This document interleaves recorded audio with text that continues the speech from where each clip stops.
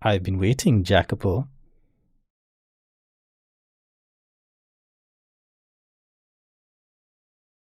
Well, looks like she. Whoa, what is that look in her face? Holy. Hello and welcome. I'm Ash Mannix, and we are playing the house in Fata Morgana once again.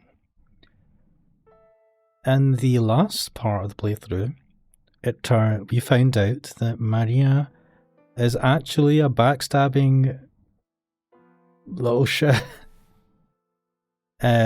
She has undermined both Jacopo and the girl with the white hair to make Jacopo, to drive him mad with jealousy, suspecting that his wife is cheating on him. She made up all the rumors and purposely got the girl with white hair in the right place in the right time so that Jacopo could suspect that she's actually cheating on him, and just pulled all the strings to in the background to lead them up to the point where they are now, where she's like basically imprisoned in her own shed in the back garden.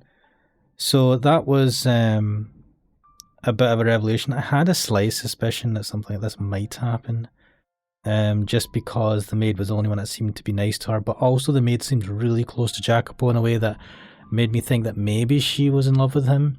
But now I've got a feeling that she's not in love with him.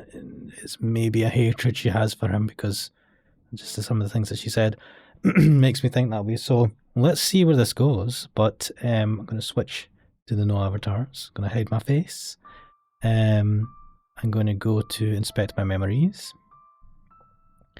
And let's get into this. I apologize, in the last video I didn't mention this, but my voice is screwed, and I'm recording this straight after that one, so my voice is still a bit shit. But then again, it's not really that much of a difference, to be fair. But anyway. Master, are you shocked? Or do you instead lament this development? I was deeply sorrowful, though to a lesser degree about Maria's true intentions and more my shameful inability to recognize her machination. At the time, I too believed that Maria was the white-haired girl's one and only ally. It was not until everything had drawn to a close that I discovered the truth. Then I now know how the tale ends, you say? Yes, that is correct. Well aware that it was not the case, I told you the story in a way that suggested she was on the white-haired girl's side. Oh my, I wonder if that constitutes lying to you, Master. I merely wanted to present the events to you in order, starting from the beginning, when Maria's ill intentions were still veiled in shadow. I wanted you to know the same feeling of consternation I had experienced. Ooh. 1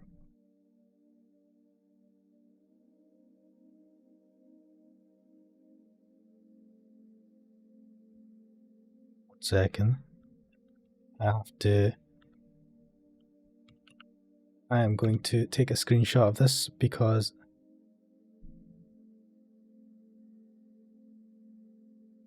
this is a good CG. I'm gonna save that. Where can I save this?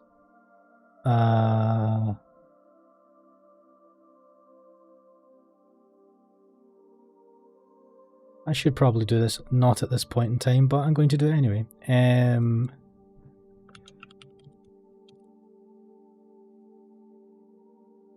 But I can't spell. Yes, this is not going to be good. This is her writing the letter to Jacopo in the hope that that he sees that she loves him. So let's see how this goes. Obviously it's going to go badly, but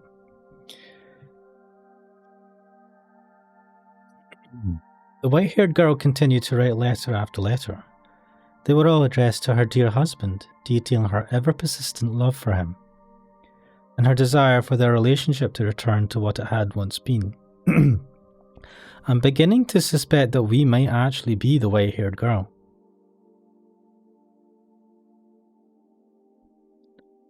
My beloved, I am sure your hands are quite full right now, but that is fine. It does not change my love for you. Do you remember the day we went out together? That was, perhaps, the most wonderful day of my life. I had a truly incredible time.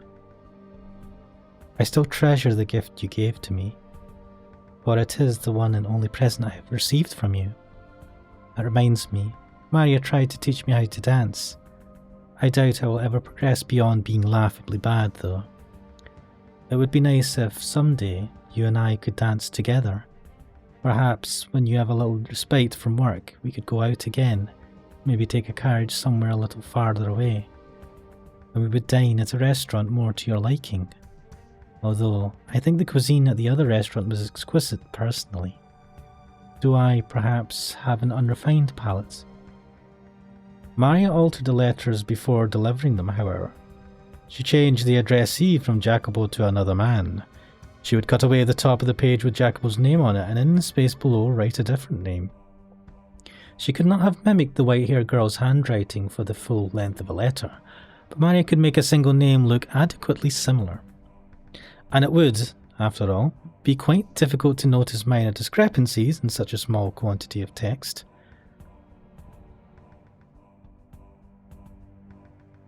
Yeah, he doesn't look too good. Again, another letter? Why does she keep writing these?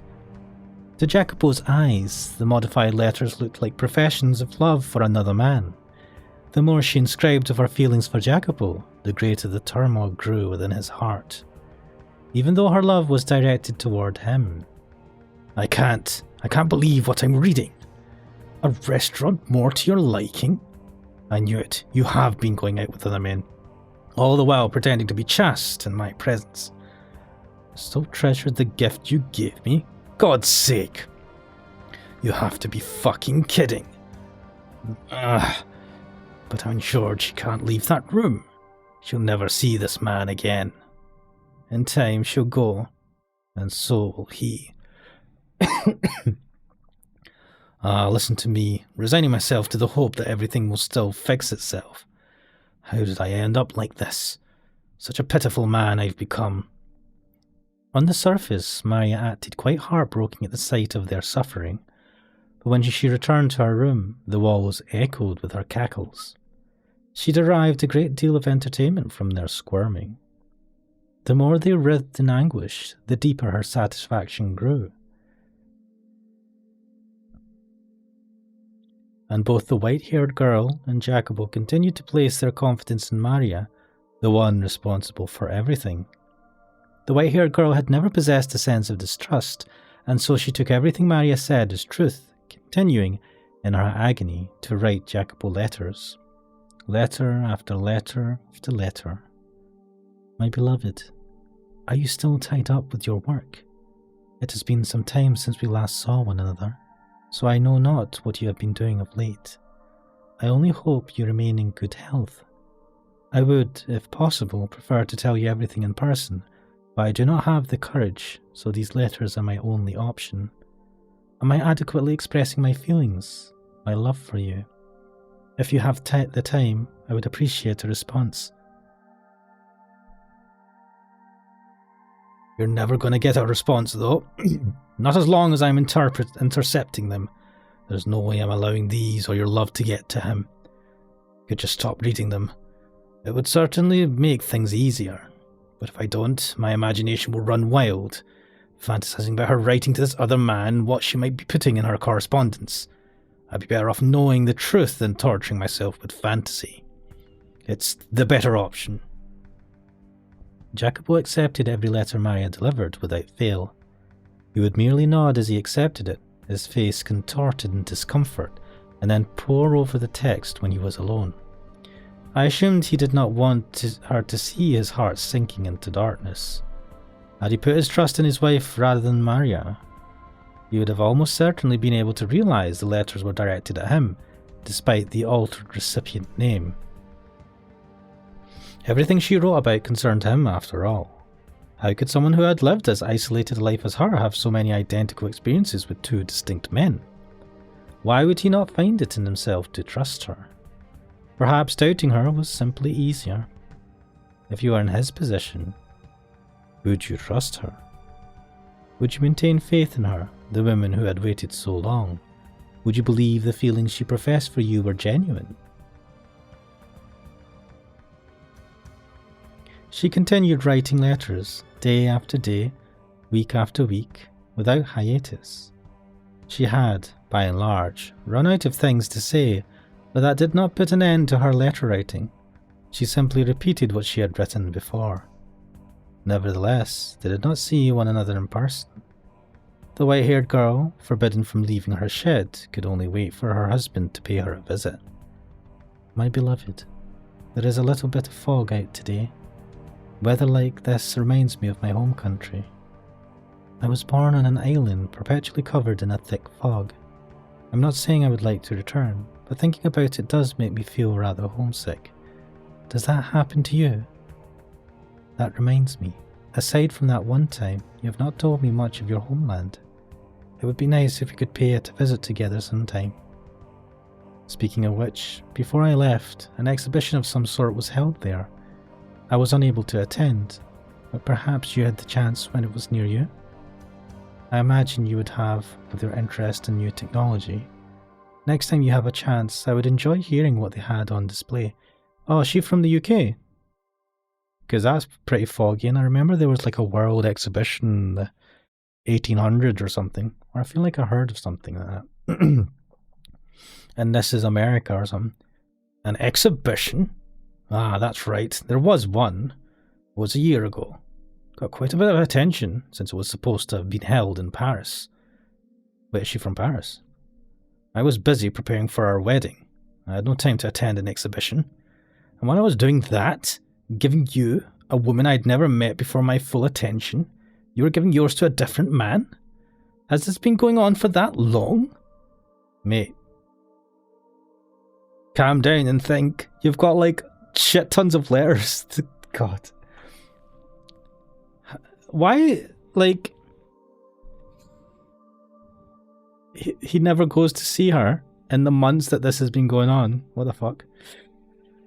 Had he simply stepped up and taken action, he could have put an end to the stream of letters, each of which gave rise to further misunderstanding. He needed merely ask the white-haired girl in person to whom the letters were addressed, whether what they described were true, and the twisted threads of his confusion would have all been unravelled. But he made no such effort, relying instead on Maria to serve as his intermediary. I feel as though I have now, at long last, come to understand just what kind of man Jacopo was. While he had a great deal of pride in his capabilities, he had far less confidence in himself as a person. If he had faith in himself, perhaps he could have put faith in his wife as well. Had his pride not been so twisted, perhaps he would not have been so afraid of being hurt. Instead, he was afraid of being rejected by her, afraid to face a reality where his beloved partner scorned him, where the women he loved laughed at him disdainfully, where she and countless others mocked him. The thought of it paralysed him. The environment in which he had been raised played a significant part in his state of mind, I expect. Occasionally, the name on the letter would change. Maria was making the white-haired girl out to be having affairs with multiple other men. Oh my god. She could never do any such thing, of course. But Jacopo, thinking Maria to be his only ally, believed everything she said. If I could figure out who this man is and where he resides, I could make him tell me every last detail about his relations with my wife. But what if that information went public as a result? If news of her infidelity spread and were to reach the Cosca?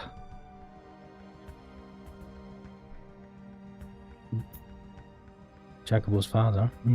The fate of the Biarzati is in your hands, son. Oh, this is a bad voice. There's a limit to what we can accomplish on this tiny island. If we don't turn our attentions outwards, we will wither away and die. And not just this family. This whole land will find itself famished and emaciated, defenseless against invasion as we waste away. I won't stand by and watch my homeland crumble. Sure, our methods may be crude and not always worthy of praise, but they produce undeniable results. The unfortunate thing is, The previous Capofamiglia was an incredibly reticent man. It took all he had to merely preserve his small chunk of the world. But I'm not like that, and neither are you. The most I can do is lay the foundation to make it easier for you to work, which means everything rests on your shoulders. Both the future of the Berzati family and the future of this country. It all falls on you. The marriage is happening too quickly. It would be madness not to hurry, given the circumstances. You should be well aware of that. We need the Berzati name climbing the social ladder in short order, or we're going to have everything ripped out from under us. If the woman isn't to your liking, you can find another one, that is. She's only going to be your wife in name. But listen to me, son. You must not allow her to fool around. What are the most vital things to have in our society? Money? Power? Yes, those are important. But what matters most is respect. No one's going to follow a Capofamiglia that it can't respect. They'll try to undermine your authority. Once someone deems you weaker than them, courtesy goes out the window, and that's a judgment that's near impossible to overturn. Betrayal spreads like a fire through a forest. And once that flame's lit, the both of us come crashing down. You must not let anyone look down on you. You must not let anyone think you're the kind of man a woman can walk all over. If, by any chance, your fiancée is ever unfaithful to you, kill her before anyone finds out. Your place is above others. Climb to the top. Never be content with someone above you. Never forget the weight you carry on your shoulders. What a lovely... This is your responsibility. The fate of the Berzati is in your hands. Kill anyone who stands in your way. Aim for the top.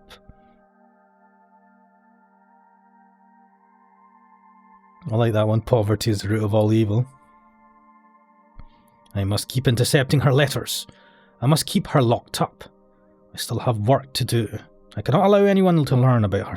How she's disgraced me. Kill her. That's how my old man says to handle it. That's the last resort. It's not yet. God damn it. It's downright wrong for me to even be having these feelings for someone. Fuck.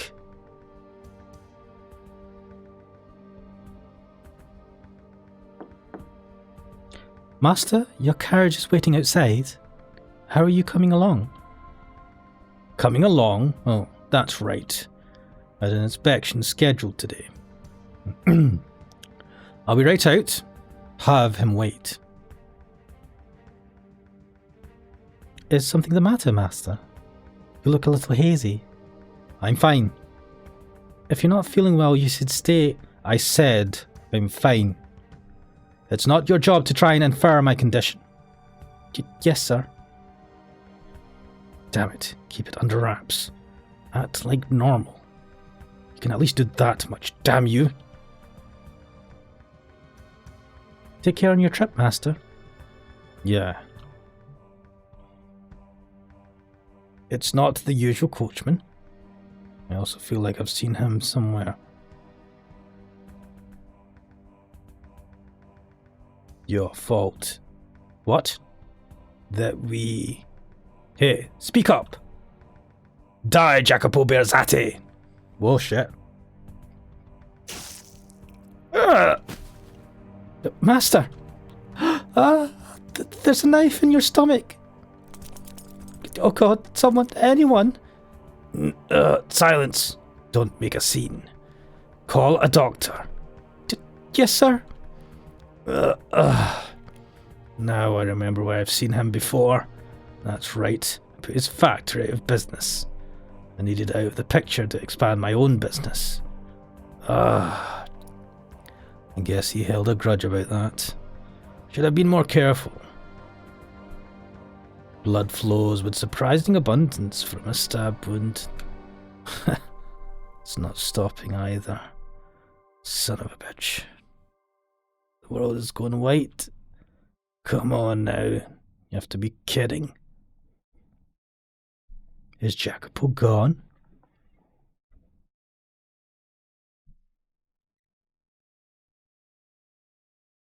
Now who's talking in this? I know very well what kind of man you are. You wouldn't hesitate to lead a blind man off a cliff. If it furthered your own goals, you make money off others' lives. You stand upon a mountain of corpses, cackling at everyone below you. For a man like you, love comes as naturally as flying. Guess what? You don't have any emotions, and you never have. You've always been this way. Was that Maria?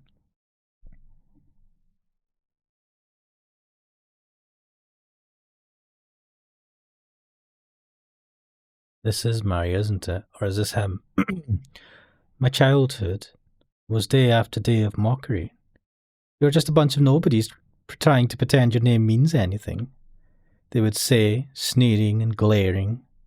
Maya treated me, oh no, as Jacopo. Maya treated me as an equal, but she was the only one. I wanted to show them up, and to do that, I had to rise to the top, or at least high enough that I could laugh at them. My old man wasn't the only one who wanted that. I did too.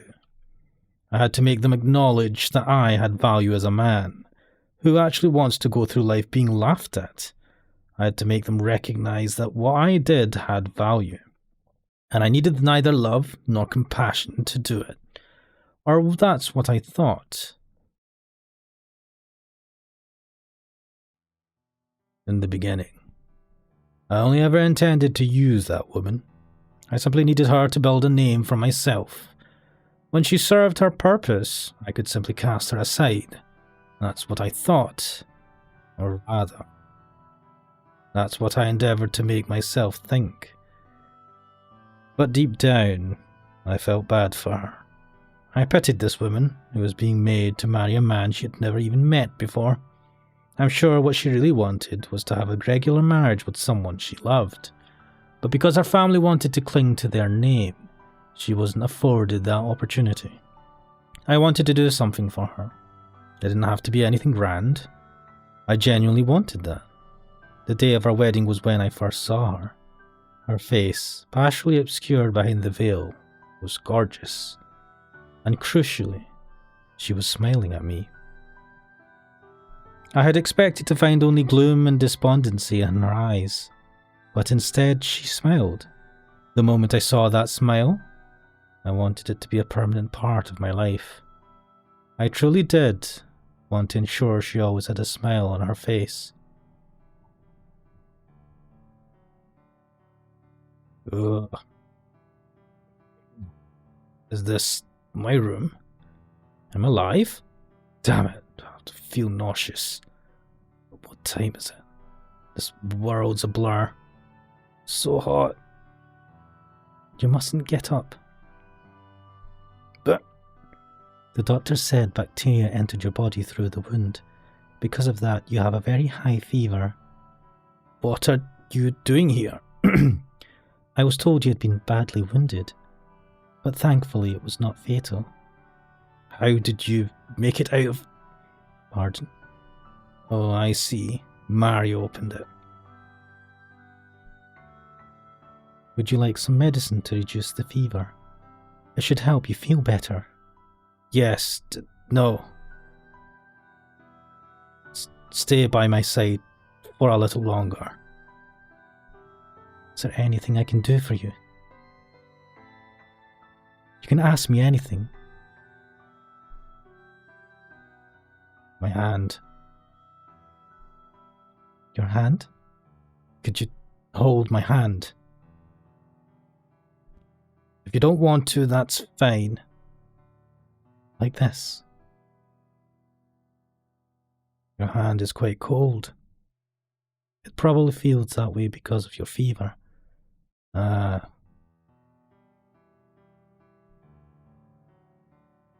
So, the awkward conversation where... So, how have you been enjoying your stay in the shed?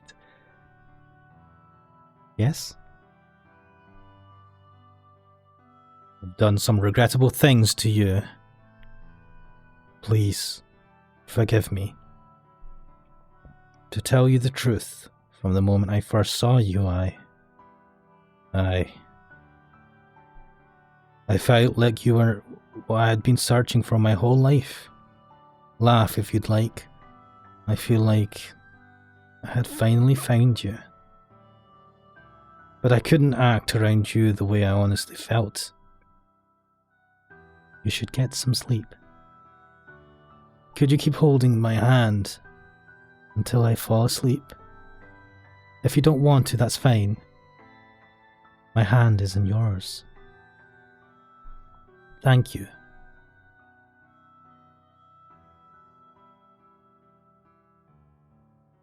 You appear to be quite delirious, Master. Those are things you should be telling your wife, not me. Oh shit. Damn, I thought it was the way. Oh, what, man? Oh, what? Damn, I thought it was the white haired girl.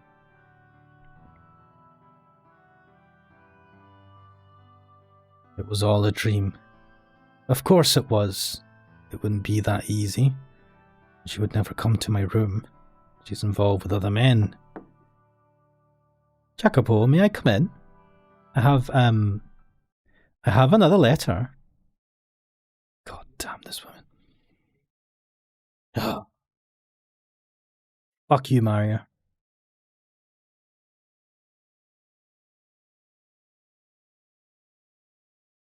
Oh man, I was like, oh, at least something good was gonna happen. Nope. Man was just delirious and the maid was there. The white-haired girl's persistent letters did not improve anything, but simply stoked the flames of misunderstanding. This continued for several months. Though outside the sun shone with the gentle warmth of spring, the cold, bitter winds of winter still relentlessly blew between Jacopo and his wife. Not allowed to leave her shed, and never receiving a reply to her letters, the white-haired girl's only source of information was Maria.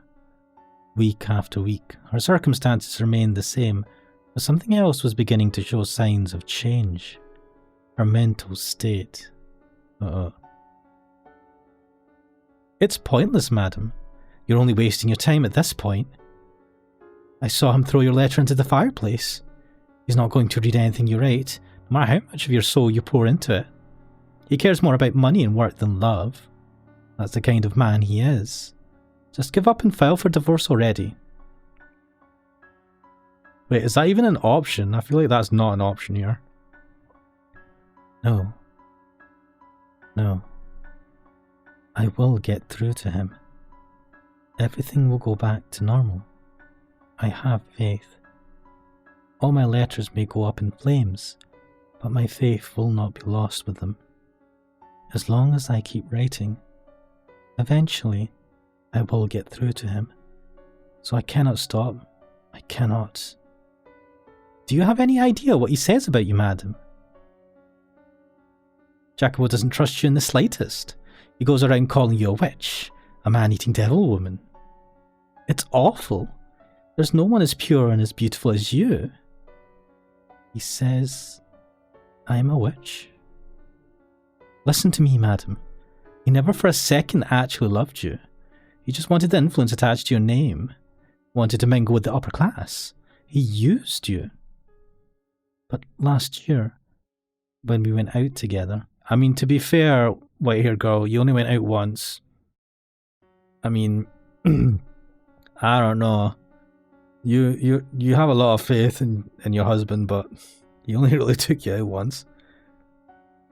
He gave me the Fennicus wheel at the photography shop. He had the owner make it specially for me. He was just trying to win your favour. If he really cared for you, he wouldn't have gotten you a paper toy. He would have gotten you something like a ring or a necklace or some perfume, a nice dress, something that women really like. Has he ever given you anything like that? He doesn't have any feelings for me. I'm sorry. I just couldn't stand to see you going through this, but I don't know when to shut my fat trap. I went too far. The last thing I need to be doing is hurting you worse. You know, for everything I've said, your unwavering dedication is really impressive, madam. I know I've suggested you get a divorce, but to be honest, part of me kinda actually doesn't want you to split up. Despite knowing you staying with him is just causing you pain. You've made it this far, I'd like to see you make it all the way. Maybe he actually will start paying attention. Your sweetness can melt even his heart of steel. Yes, you're right. I will keep waiting, keep writing, and I will not divorce him. Yeah, alright. So please, keep delivering my letters to him. You are my only remaining connection to the outside world. Oh yes, one more thing. If it is not too much trouble, could you tell me how he has been and what he's been doing lately? I do not have much else to write about, so if I could at least relieve him of some of his work-related stress. I am his wife, after all. I should be able to do that much for him. I am his wife. Her dedication to him was perhaps closer to an obsession, but she did not seem to be conscientious of the fact that her obsession was killing her. She was visibly losing weight and her spirit was breaking down. It is said that emotions fade with time, but the opposite can also be true. The act of waiting, of fervently believing for so many months despite the object of one's affection not returning them, can tear apart a person's heart, crush their soul, shatter their spirit. No matter how radiant, how thick-skinned they may be, with enough time it will wear anyone down. No one is immune. It's pointless, Jacopo. Wait all you want, you won't get her back. If she's going to be writing letters, she could at least write one for you. She looks so pure, pretty as an angel. But God almighty, is it only how she looks? You've changed a bit. What? Have I? The old you would be yelling and screaming, chomping at the bit to go storming in on the madam. Now you just go quiet. I'm just a little tired. You could break it off then? What? You've already made a name for yourself in high society. Nobody's going to suddenly start ignoring you. You've more than put our family name to good use. To put it in your own words, it's no longer necessary. This isn't something I really want to say, but the madam has never liked you. She was married off to a total stranger and forced to leave her home. I'm sure she felt very alone, and so she sought the companionship of other men. Where's the logic in that? She felt really alone, marrying a stranger, so she sought the companionship of other strange men. Okay. Anyone who wasn't you probably seemed quite attractive to her. Alright, fair enough. That's weird logic. So, without getting violent or threatening to kill her or anything, just end it already, quietly and without a fuss. It'll be easier for you that way. I cannot. Because you still love her?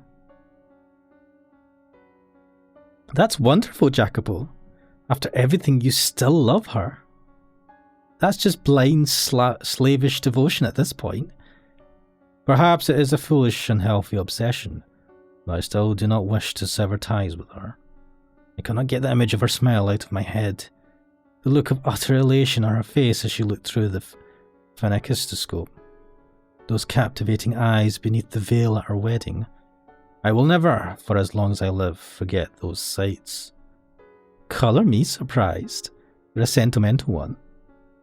Well, I guess you always have been kind of mushy, haven't you? True to your heart, despite how you may look. That's not a bad thing, though, in my book. There's nothing but pain in it for you now, but all you can do is wait until she stops writing. But don't worry, if you need to let off some steam, I'm all ears. I'll be here for you until she breaks it off with the other men. What is Maria's goal here? This has been going on for ages. Is she enjoying all this? Is she just wanting to totally crush him? Why? Is she actually pissed? because his father might have crushed her father. If he became the head of the family, he must have taken over her father's role or something. No, that will not be necessary. What? I know very well that things cannot continue on as they are forever. I knew it from the beginning and still couldn't do anything. This time, I'm planning on facing her myself. You serious, Jacopo? Yes. I've relied on you for too long. I was afraid of what I might do to her. I didn't want anyone to find out that my wife was being unfaithful. And I thought the best way to ensure that was by locking her up away from anyone else. But the situation is not going to improve unless I do something. If I allow things to continue as they are, sooner or later word of her infidelity will leak. So before that happens, I must face her myself. I must do something. It's probably best if you didn't. I'll tell her anything you want. Make sure things that start to improving. I appreciate everything you've done, and I apologize for getting you involved in our troubles. But I'm going to end it now. No, I must put an end to it. This is a problem between me and her. You might get violent again if you go see her face to face. Yes, I might. I might do something that would look rather bad for me. But it's reached a point where, until the two of us face up to each other, it's never going to go away. It took me far too long. I was wasted too much time trying to find my resolve. I see. You'll need a way to break the ice then. Break the ice? Right. If you've got some convenient excuse to talk to her, it'll reduce some tension and make it easier to bring up what you need to bring up, right? What has Mario got in store? Here's an idea. That transcontinental railroad you've been funding. That's supposed to be opening up pretty soon, isn't it? Wait, can't you just go to the shed and talk to her? Why the hell do we have to fucking... Man... Yes, it is. There'll be a message by telegraph when it happens, right? You can ask her to be there to hear it. And then you can invite her to ride the first train. You put your heart and soul into this project, and it's finally being realised. It's going to be an amazing day for you, and a day like that's ripe for more good things to happen. It's going to be the accomplishment of a lifetime. Don't look so down in the dumps. You're sending trains across this massive continent, carrying on them the people of this country's dreams. Who says you can't stick a dream of your own on it too? Right. Yes, you have a point. A railroad that spans from coast to coast. She's a sickly girl, which makes long trips difficult. But this new rail system should make them much less straining. It would allow me to show her the world. Yeah, that's perfect. I'm getting excited myself. It'll go great, I'm sure of it. Yeah. What is Mario concocting at this point? Here we go.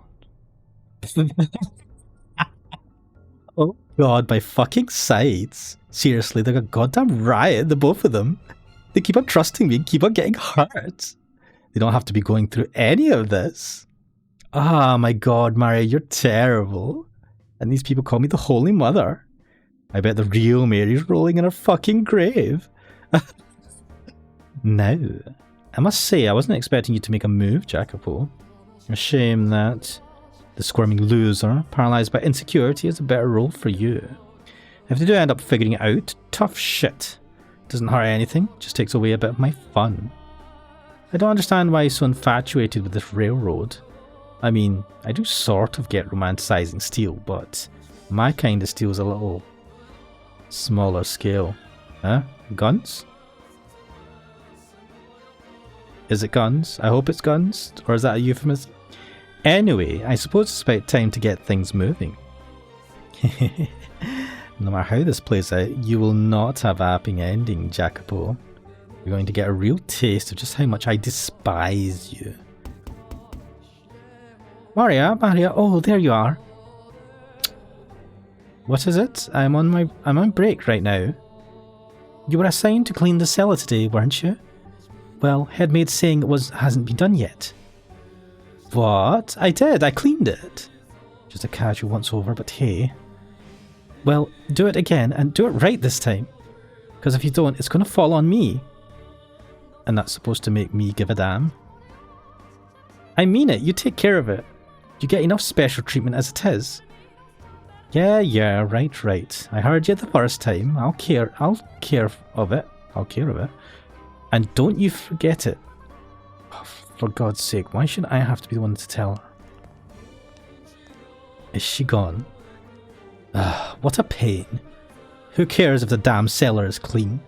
Not like anyone's bringing guests down there. Yeesh. I guess I should take care of it. Better than a tongue lashing by the headmaid. Why are you a maid in this house? We still haven't figured that out either. God, why did I have to be a maid anyway? Yes, what? It's a dank place. Ugh, it's so dark and humid down here. Makes me feel gross. Ha! Someone there? Hello? Hello? Is anyone there? Came from farther in. What? It's seriously dusty back here. We were supposed to clean this last week. Well, clean the whole thing next time, damn it. Just makes my job harder. Disgusting. Damn cobwebs. Oh God, oh dear God. I do not want to clean this. Ow! Oh, for God's sake, stack this stuff properly. Now I've got to fix this whole mess. For the love of... What's this? Something carved into the floor? Never noticed this before. Someone get bored one day? What do we have here? But it's mostly illegible. Let's see. It's not written in English, but my native language. Wait, your native language? What is that? I use Italian. But it's not modern, it's really archaic. Why on earth would an old form of my country's language be carved into the floor of a mansion built here in the New World? Also, why are we not saying what the language is? Most of it's illegible, but I can make out one section. Our lives. Our lives shall be forfeit to the witch's curse. Nevertheless, we must lay bare those with sin upon their souls, for the redemption of those whom are pure. Should you mean not to dispel your curse, we implore of you, O witch, to mark with it only their bloodlines. The blood of the sinners, what? Flows through those who dwelt within this house. But not I. Ooh, what in the... A witch? That's crazy. That's crazy. But why does the handwriting look like mine? What? It's just coincidentally similar. One's handwriting is perfectly unique after all. Why am I so sweaty? It's not that hot down here. Wait, why does our handwriting look like yours? No, forget it. Didn't see a thing. Not a chance it's real. Just a tasteless prank. This is silly. There's something in this box. Is that a painting? Oh dear. Has that always been here? Huh? White hair, fair skin. Is this the madam? But then, why is the face all torn up? And her clothes look really old-fashioned. The painting seems worn and faded too. Something about it feels off. Not sure how to describe it. It's very creepy, unsettling. The writing on the floor in this painting. What is with this house? It's just a painting. Nothing to get weirded out over. I bet I know what happened. Jacopo probably slashed it up in a fit of jealousy. He is a simple man. Seeing this probably wouldn't put him in the best mood. Oh, you're going to show it to him? Oh, for fuck's sake. Or are you... What was that? Is someone there? The door is open? Nobody's there. What's this? A painting? Who could have left it here?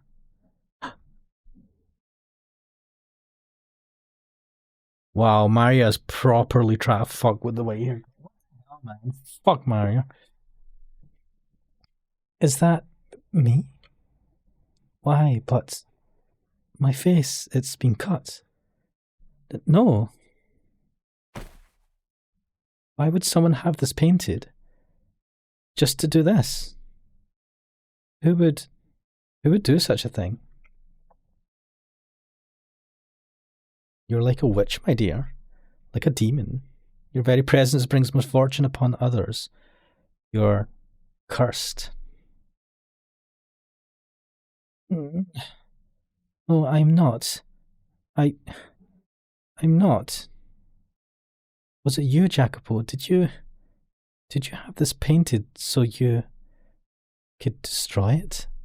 Do you really despise me to that extent? Why do you... What did I ever do to make you hate me so? Why? Why?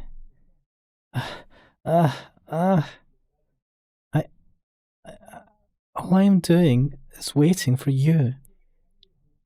You worthless tramp. Are those ears only for show? What the hell is this? This house has no need of a garden. I always thought you had at least some sense of taste. Silence. It's all your fault. Every last thing. Then say goodbye to your freedom. I'll kill you. Does the mere act of waiting impose upon you? Does my mere presence pervert you? Would it be better if I were gone? Would it be better if I left this mansion? If I left you? I don't think I can wait much longer. There's no end in sight. I can't take it any...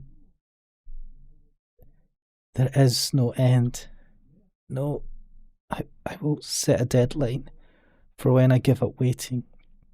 When the project you pour your heart and soul into is complete, when the railroad opens, I will be finished waiting, and then it's over. Ooh, that's ominous.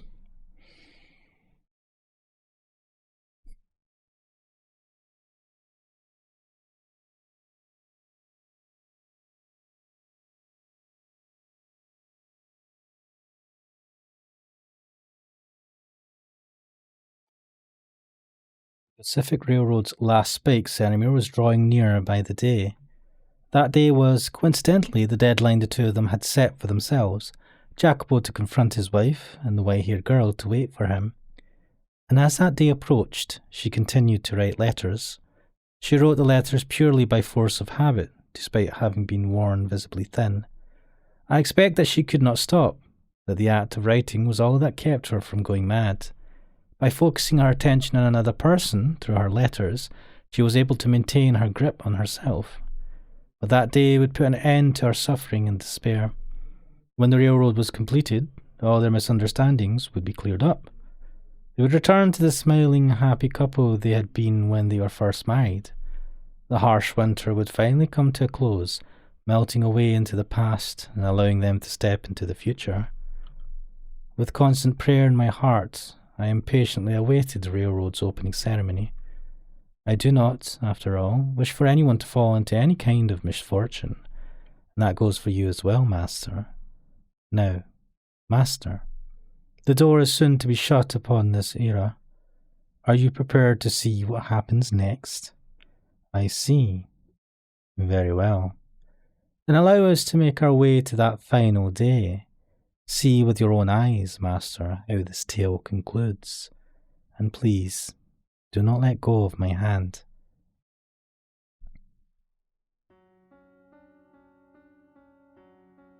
The night before the opening ceremony, the master of the house headed for his wife's shed. There was a tension on his face, but a surety in his step. He had found the resolve to speak with her. Having locked her away for so long in the shed, like a common prisoner, Jacopo was hardly optimistic about what she might say to him. He had undeniably mistreated her, said heartless and cruel things to her, and even gotten physically violent with her. His actions were inexcusable, even if they were in response to her infidelity. Of course, the very infidelity which had driven him to such behaviour had not, in fact, taken place, but he was unaware of that. There was a chance they would never reconcile their misunderstandings, and that this predicament could not have a positive resolution, but he still clung to a tiny fragment of hope. He wanted to start over with the white-haired girl, to make a new future with her. With that desire burning strong in his heart, he stood before the door to her shed and called out to her. "Are you awake? It's me, Jacopo. May I come in? I won't hurt you. I will not raise my hand against you again. I swear to you, I will do you no harm. I just wish to speak. I would like to have a calm, rational conversation, and as such, I will not enter your room until you have given me your permission. So may I please come in?" "You won't even give me a response? Alright. Considering how you must feel about me, I shouldn't be surprised. Fine, then you don't have to let me in. But please at least hear me out. Do you remember the day, shortly after we met, when we went on our honeymoon? If you can even call that little walk we took a honeymoon. I was unable to do anything nice for you then either. I had no experience, no idea how to interact with an upper-class woman like you. I didn't know what I should do for you. And yes, I know, that makes me sound juvenile. I have a tendency to say things I don't mean the more perturbed I get. I'm sure I said things to hurt you numerous times that day. However, at the photography shop, when you saw the phenakistoscope, you smiled for me. I was genuinely pleased in that moment. I felt like I had gotten closer to you. I very much doubt that you was actually an appropriate present for a noblewoman like yourself. Jewels or flowers or something like that, something beautiful would have certainly suited you better. And I knew that, but I assumed you would have been given gifts like that countless times in the past. You are, after all, a beautiful woman. I did not want to have to compete in the same field as those other men. I wanted to be special. No, I wanted to be unique to you. No one had ever shown you anything of the sort before, had they? Frankly, I wasn't sure if a woman of your status would take any interest in a phenakistoscope at all. I imagine you've thrown it out by now, but I choose to believe you sincerely liked it on that day. That, if just for a moment, I caught your eye. Even if you started seeing other men afterwards, that moment was real, wasn't it? Our marriage was at its core nothing but an arrangement between our parents, an exchange of money and influence. That was how it began, but that day, I loved you. I yearned to see your smile, as if I had loved you my entire life. The Pacific Railroad has finally been completed. That's a project I've been funding. Everyone thought it was crazy, but a railroad now stretches across the breadth of this country. A joining ceremony will be held tomorrow. It's going to be a grand event. Locally, they're planning on doing a gun salute. And the sound of the last spike being driven into the ground will be transmitted across the country via telegraph. I have procured a telegraph, so we can listen to it here in the mansion. In your condition, you would probably have trouble handling the crowds at the telegraph station. But here you could celebrate in the comfort of your own home. I suppose what I'm saying is, I want to celebrate this with you. I have made arrangements to make that possible for you because I wish to have you there with me. Would you be willing, tomorrow, to celebrate the completion of the Pacific Railroad with me? Would you be there at my side?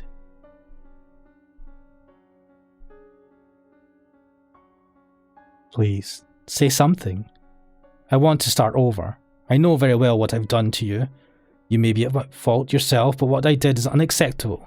But what I did was a consequence of my overpowering love for you. I swear it. Why? Why will you not answer me? Say something, anything. Please, please. You can hear me in there, can't you? If you don't want to, you can just say no. If you do reject me, I'll set you free. I won't hurt you, I promise. The door is not locked. Who opened it? Hello. A humid spring breeze brushed against his cheeks. The drawn lace curtains appeared to glow in the gentle moonlight. The white-haired girl was not in her room. Where have you gone? Stupefied, he glanced about his wife's chambers. To my eyes, the neatly organised room appeared no different than any other day. But to his eyes, it was pale and hollow. For the one who was supposed to be there, who was supposed to be waiting for him, was not present. He could not hear her voice from anywhere in the shed. In its place echoed a dry rustling, a sad, pitiful, empty whisper of a noise. It came from the lone object left abandoned atop her desk, the phenakistoscope.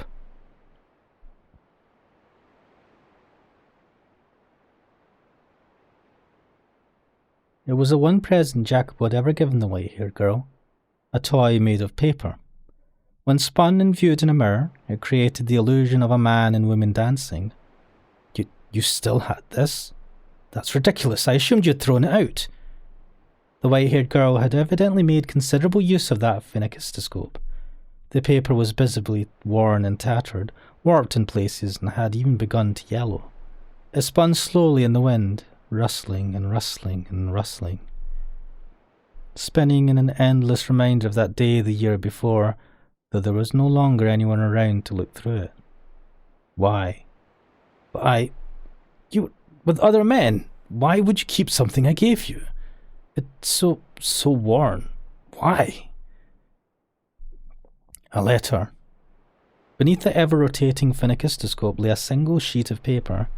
As if drawn to it, he scanned the contents of the parchment. It was a letter addressed to Caro mio Jacopo. The salutation, written in his native language, translated as follows: My beloved Jacopo, did the fruits of your dreams turn out as you hoped? I am sure it was wonderful and impressively fast. A train that can travel across a continent as large as this is like something out of a story. I wish I could have been there to see it. I'm sure it would have been quite pleasant, like the day you gave me the Phoenicus wheel. Am I being presumptuous? I'm sorry.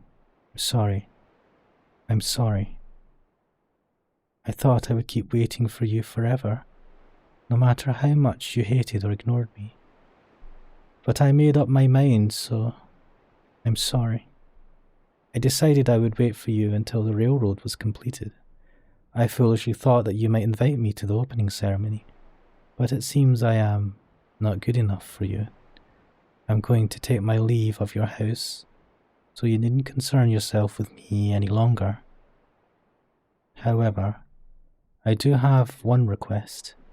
Please do not forget about all the letters I wrote. Think back on them from time to time. Do not burn them all, for they contain my thoughts, my feelings, my words, a record of my love for you. Remember, when you can, that I was always watching you. I'm sorry I'm having trouble writing. My ears are ringing. There's a voice whispering to me, calling me a witch. Maybe it's your voice. My version is blurred. I'm not even sure what is going through my mind. I'm sorry this was all I was able to write for you. I'm truly sorry. I will leave the Phoenicus wheel behind. It was my dearest treasure. Farewell. I loved you. 1869.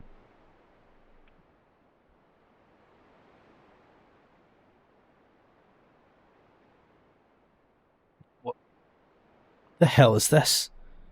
He was visibly rattled, and unsurprisingly so. The mention of the Transcontinental Railroad's opening ceremony, the letters she had written, her dearest treasure, her profession of love for him, and above all, the mangled text that appeared to have been written by someone not entirely in their right mind. Everything about it served to amplify his befuddlement. You waited for me? How can that be? The joining ceremony is tomorrow. It hasn't happened yet. Why did you have to leave then? I'm here. I came for you, just as I planned. The ceremony's on the 10th. A second later, Jacopo gasped. The date written on the letter was the day prior, May the 8th. Originally, the ceremony was planned to be held on May the 8th, 1869. However, due to bad weather and a labour dispute, it had been postponed for 2 days. This can't be. I made sure you were informed. I had Maria. The madam's having an affair. Maria, no, you couldn't. Scattered fragments of memory began coming together in his mind. Maria was the only one who had informed him of his wife's supposed unfaithfulness, and though the letters had not been addressed to him, thinking back on it, it had all been about him. In one letter she had mentioned treasuring a gift. Jacopo had assumed it meant a gift from another man, but in fact she had been referring to the phenicistoscope sitting atop her desk, still spinning in the wind. At long last, he finally made that connection, and at the same time, he realised that the only person who could have altered the letters was someone they both trusted. Maria. Never. She never even once betrayed me. She was not unfaithful at all. She waited unwaveringly for me. And I refused to believe her. I caused her pain again and again, but his realizations came far too late. The white-haired girl's spirit had broken, and she was no longer at the mansion. Had he caught on to Maria's machinations sooner, things would not have turned out as they had. But he was much too late. Maria, why? Why would you do this? Clenching the letters from his wife, Jacopo stormed out of the shed in search of Maria.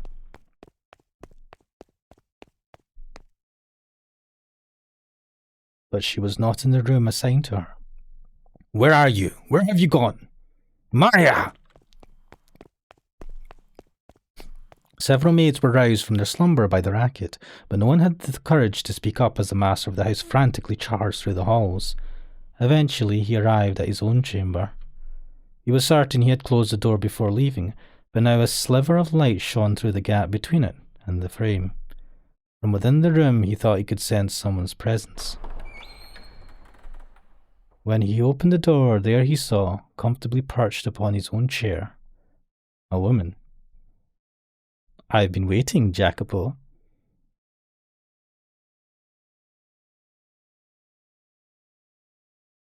Well, looked like she... Whoa, what is that look in her face? Holy shit. Nice room you got here. Though I guess that's only natural, you being the man of the house and all. All these fancy furnishings. You do know the stuff's too good for you, right? And then me, I get that barren little maid's room. Drives me up the wall. So hey, Jacopo. Clear the air with your little lady yet? Maria. I love that look on your face. I'm guessing you didn't make things better then. You know good and well that she's not even here anymore. Well, yeah, but I still want to hear you say it, you know? I want to hear from your own mouth that you couldn't keep a leash on your woman, so you locked her up, drove her mad, broke her down, and then she ran away from you. Go on, say something. Climb back on your high horse and start shouting like you always do. Why, Maria? Why would you do this? Why? Why do you think? Because I fucking despise you. I'd been trying to figure out how I wanted to end things, but then they just fell apart on their own. The fates are smiling down upon me, I guess. Nonsense. She was waiting for me until the day of the joining ceremony, and I was going to see her on that day. You knew the ceremony had been postponed. That's what you get for putting it all in my hands, for thinking I'm the only one on your side. What? Did you think I'd just tell her like a good little maid? Not a chance in hell. I mean, talk about some fantastic news. You both picked the same day, but you've got the dates different. Absolutely perfect. Maria, is that how you've always felt? How long have you held this grudge against me? How long? How long? How goddamn dense can you be? Must be nice living in your little fantasy world, Jacopo. And this is the next Capo Famiglia. Oh my god, my sides. So you've always hated me? At the very least, I've fucking loathed you since the minute we had our reunion. At first I did try to convince myself you had your reasons. Didn't make it feel any less unfair though. You had all your money and all your power and everything else you stole from me. And then you go and get hitched to this pretty little lady. Oh, don't try to act like you're the victim here. This is all on you. Do you have any idea how I felt? Fallen from grace made your goddamn maid having to suck up to you. Do you have any idea how infuriating that was? Or did you think I didn't know anything? Did you think I didn't suspect anything? If you did, then you'd got your head way up in the clouds. So you were motivated by your grudge against my family, the Berzatis? Precisely. That's exactly it. Your father wanted so badly to be the Capo Famiglia, wanted so badly to be in power, that he murdered my dad and grandpa. They say it was a carriage accident, but the ground was all torn to hell where it happened. You want to tell me what kind of a carriage accident causes it to explode? As soon as my dad and grandpa died, your dad took over as Capo Famiglia. The balance of power in the faction began to change. My family, and anyone with ties to the Campanellas, was either exterminated or exiled. The Berzati took control of the city. My grandpa's Cosca became your Cosca. No one in their right mind would be naive enough to think the Berzatis didn't have a hand in that. The great Campanella family bitten by their pet dog, except the dog had rabies. And as a result, in time, that lush historic land will wither away and die. My dad and grandpa, buried in that dried up earth, are screaming in their graves even now. You can't prove me wrong, can you, Jacopo? And now, first in line to be the next Capo Famiglia is you, his son. Naturally. Feels pretty good, don't it? Slaughtering my family, leaving us to wallow in the mud, while you live here like a fucking king. Because of what your family did, I don't have a home to go back to anymore. No house, no prestige, I have nothing left. And that's goddamn outrageous. The Campanellas are supposed to run that city, but instead, you filthy Berzati curs are crawling over it like some kind of infestation. I'm a legitimate Campanella, but I'm stuck being your goddamn maid. If I hadn't been born a woman, I could have become the Capo Famiglia after my dad and grandpa died. But because I'm a woman, I couldn't retaliate. I just had to sit in my hands and watch a tragedy unfold. It was absolutely miserable. So I had to make you suffer as well. I had to make you I had to make you twice as miserable as I was. You had no reason to hate anyone but me. Oh wait, you had no reason to hate anyone but me. Why did you make her a part of this? Did you have some grudge against her too? Not particularly. I actually rather liked the madam. Sweet, pretty, kind-hearted, timid, and fragile. Trusted every word I said. Splendid little toy. You thought of her as your toy? Now, can you really call me out for that? You can't. You have no right. You never cared one bit about anyone else. They're all fools' footstools to you. It's a little too late to find yourself a sense of morality. This whole thing could have been avoided if you two had just had a single conversation. But instead, the both of you come crawling to me saying, "You're my only ally, Maria."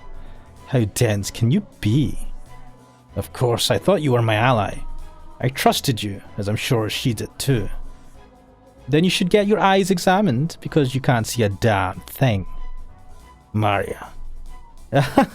My god, it was beautiful. The way you two blindly trusted me, creating your own misunderstandings and causing your own pain. How you could never seem to get on the same page. Watching it all fall apart. Maria. Is that everything? The extent of your grudge and all you did? Yep. That's everything. All that's left is for me to kill you. Oh, she did say she liked guns. Shit. Hold still now, I wouldn't want to mess. Maria, you... Does a past mean nothing to you? Was that oath just an empty promise? How could it, when you remember so clearly? Fine, I'll explain it for our little romantic boy. Bad grown-ups will even take advantage of good memories. It's time I finally returned this to you, Jacopo. That cartridge you gave me, packed with your disgusting sentimentality.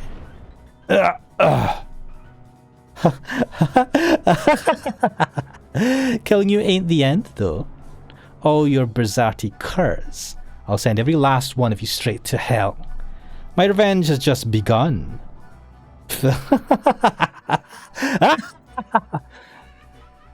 Well, that is one hell of a laugh. Even if you had been a man, you wouldn't have been a suitable capo famiglia. You should have aimed between my eyes, Maria. Jacopo? Oh, shit. Shit!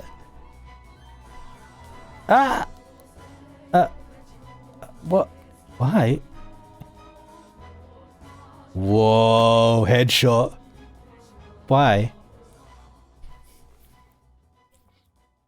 Holy shit. I didn't expect it to end like that. In a panic, I pulled the trigger, and from the barrel a bullet went flying, quite literally right between her eyes. Would anyone ever believe me if I said this wasn't how I wanted things to turn out?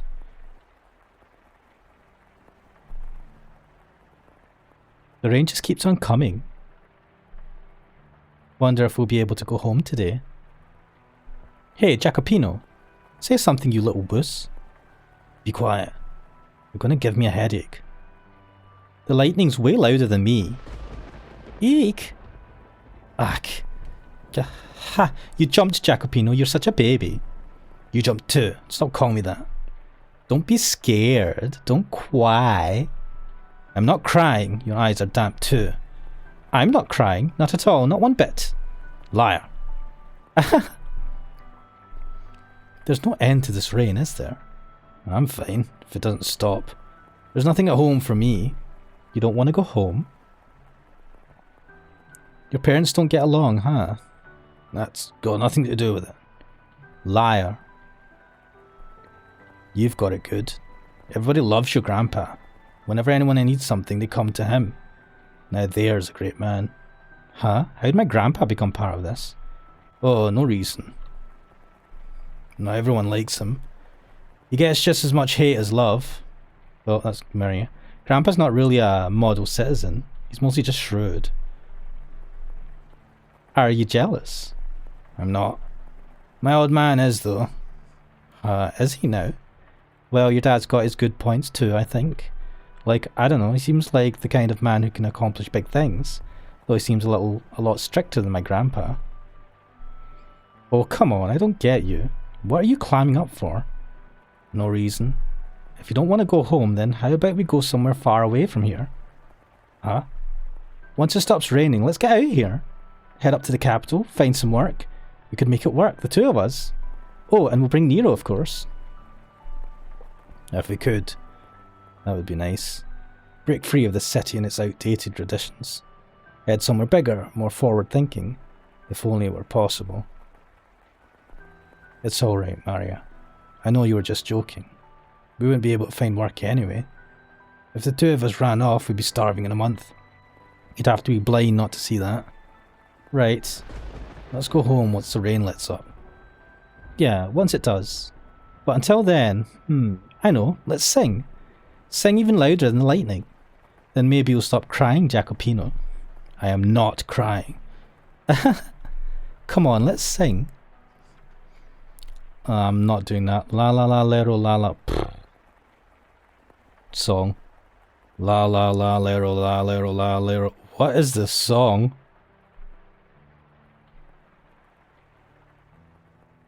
Maria, I may not put it into words, but I trust you understand that I consider you a dear friend.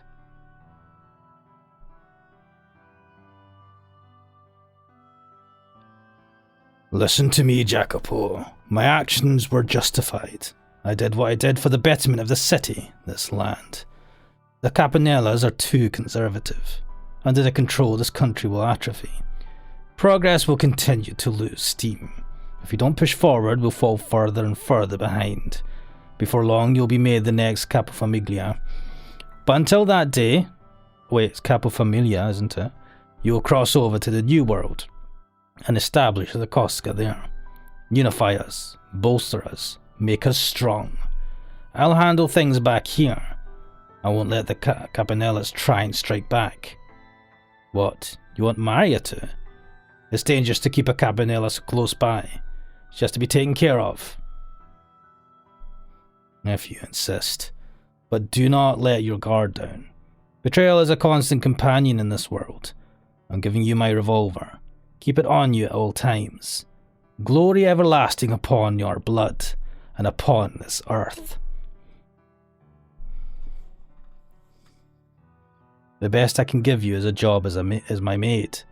If I show you any more obviously preferential treatment, the Berzati are liable to step in. Money, power, respect, and enough authority to not take orders from anyone. I thought if I could obtain all that, I'd be able to give you your freedom. And here as well, I wanted to give you both comfortable lives. But none of that got through to either of you. Yeah, you didn't really... I mean, you could have just said that. Ooh. Everything. Slipping through my fingers. Her love, my friendship with Maria. Both of their smiles. Master, what was that sound? So much blood. Maria? What happened this time? You keep getting stuck witnessing the worst things. But, what? Call a doctor. Someone with tight lips. Do not call the police. And don't make a scene. Got it? If so, then go on. Yes, sir. Right. Not everything has slipped from my grasp. My money and influence are all that's left. That is what you wanted, though, is it not? You sought money and power, no? Aren't you going to go? Yes, I will. But first, I would like to ask you something. What do you intend to do from here? What am I going to do? Exactly the same as before. There is but one thing for me to do. I see. Will you eventually find solace in your riches? The way I see it, money and power can be your ally, but they can become your enemy in the blink of an eye. If you do not put them into words, your feelings will never make it through to anyone. For unlike money, humans are not measurable by their appearance.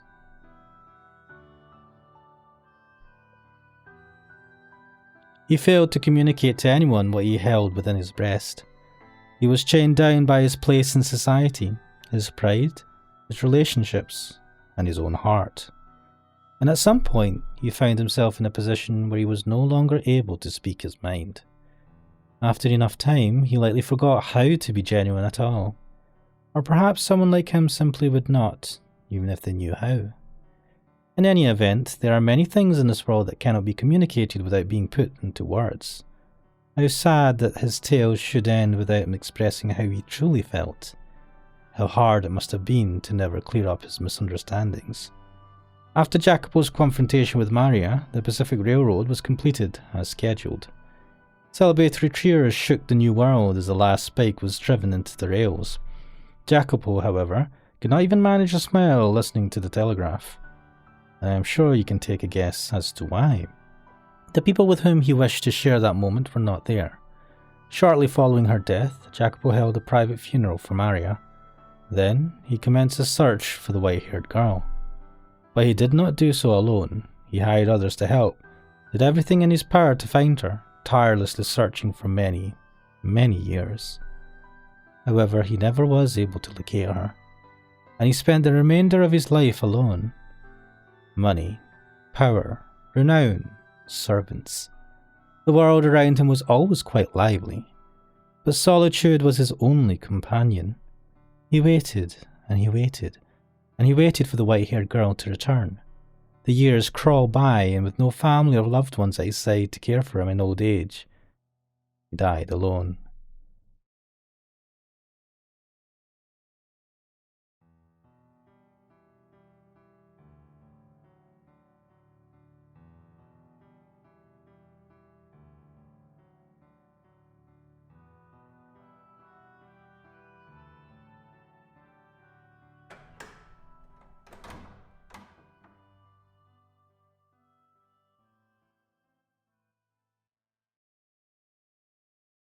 Wow, that was... Oof. The door before you slowly drew shut. You could no longer hear the raucous sounds of the men from within the den. The faint scent of cigarette smoke, however, lingered in the air. Staring vaguely at the closed door, you noticed something was amiss. The maid who had been holding your hand was no longer at your side. You glanced around, but she was nowhere in sight. Down the corridor stretched only darkness. Not having anticipated this, you are unsure how to react. What's the matter? You lost, or are you just trying to take in the sights? Who is this person? A voice called out to you, but it was not the maid's voice. Oh. Caught off guard, you spun around, confused, in search of the source. Where are you looking? I'm over here. Yeah, there you go. A lot more to the left. Following the voice's instructions, you find yourself facing a wall. You look like you've just seen a ghost. Hey, now, come on, don't turn away. Yep, you got it. I'm the one talking to you. The voice was coming from within the painting. When you had passed by this wall on your way to the third floor, a magnificent landscape painting had been hanging there, but now the canvas was a deep shade of black, as if it had been dipped into a vat of ink. Been a while since I've talked to anyone. Oh, it's a man in the painting. So tell me, you can hear me alright, can't you? Splendid. Been so long since I've had a conversation, I was afraid I might have forgotten how to talk. So tell me, who might you be? You don't know? Well, isn't that quite the pickle? Then how about we have a little chat, eh? You got yourself turned around and aren't sure where to go, yeah? Well, I'll be happy to tell you anything I can, just ask away. The painting sounded rather high-spirited. Perhaps he was simply excited to have the opportunity to speak with someone. So you decided you would ask the painting a few questions. Am I going to get options to ask them? Wow, okay. I don't know where to go for this. I think this has been going on for an hour and about 20 minutes. I think I'm going to leave it here, and I'm going to make sure to save.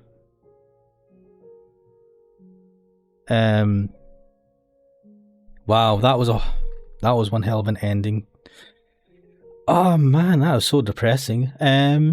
So yes, Jacopo lost the girl, his wife. She's gone missing and disappeared, and turns out Maria held a grudge against him as an adult because her family were annihilated by his father. And there's that thing, isn't it? You think differently when you're children, but depending on what happens in life, when you grow up, it does affect you. Maybe it sucks to become an adult, but also probably sucks to have your family like destroyed by your best friend's family. Some things that you can't just wash away with friendship. But yes, he ends up alone and dying alone. Charming. Oh, but we'll leave it there. That you kind of ruminate over the ending of that story before I carry on and talk to this blank painting on the wall. So for now, I'm Ashmanix. This was the house in Fata Morgana, and hopefully I'll see you next time. Bye bye.